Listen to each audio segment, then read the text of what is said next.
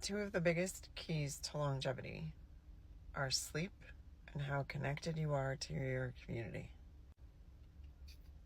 But how many functional medicine providers have you seen that talk about elimination diet, low oxalate diet, no sugar diet, no this diet, no that diet, and all they're doing is following a trend? I feel like yesterday was a day where all the trends got brought up. And it was just kind of funny because I was watching an Instagram reel that someone did where she's a personal trainer and health and wellness coach, and she sure enough has like a sleeve of tattoos. And there was another post yesterday that somebody did shaming health coaches that have tattoos, and I was like, yep, that's a trend. I wonder which conference they picked that up at, because it's certainly a trend. Like, it's something that all the functional medicine providers are doing. I mean, not all of them, but a good number of them that you're like, they picked that up somewhere. And then her video was about the don't eat oatmeal, it's full of glyphosate. Don't eat spinach, it's anti-nutrient. Don't eat almond milk, it's a seed oil. Don't eat carnivore, you'll die of a heart attack. Don't eat vegan, you'll end up with a nutrient imbalance. And then there was somebody else that I was talking to that was talking about the trends in longevity and the people in the longevity space and how they had read all the books. But yet the person who they were asking questions of is literally a world-renowned speaker on longevity. And they were comparing those three people, two of which had strongly advised for recent shots in droves, and used their platforms to do that, and even shamed people for not doing that. But yet they were talking about how these people were the leading experts in longevity while they were on a webinar for someone who is one of the leading experts in longevity. It just is. I think sometimes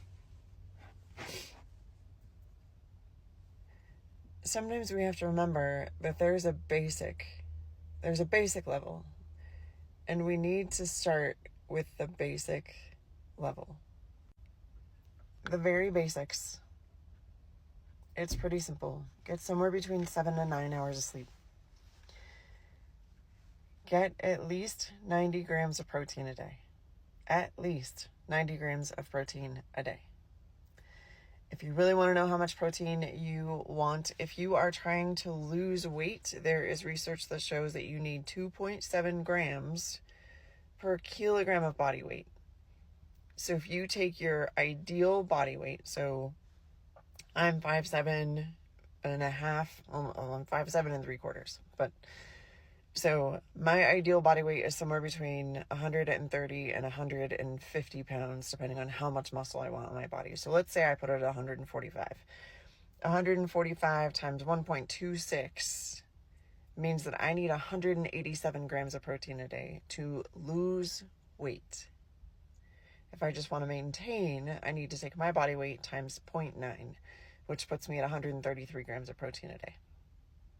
So that's, if you kind of go based on that, you can kind of figure it out. So sleep 7 to 9 hours, get somewhere between 90 and 180 grams of protein a day. 180 is a lot. It's really hard to hit.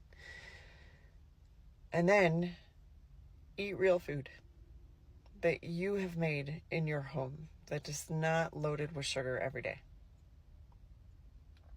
That's it. That's the basics. Of course, there's things on like hydration, right? So you need to make sure that you're hydrated. And depending on how dry the climate is, you need somewhere between 80 and 120 ounces of water a day. So there's that. But that also depends on how humid your environment is. And then, how are you connecting to your community every day? Just like there are trends in traditional Western medicine, there are trends that you're getting sucked into in functional medicine that you need to find a way out of, because you're supposed to be the one that's critically thinking to help your clients get to the root cause and help them get better. If you're following every trend, you're not helping your client, you're jumping from trend to trend and doing the same thing that everyone else has done with them.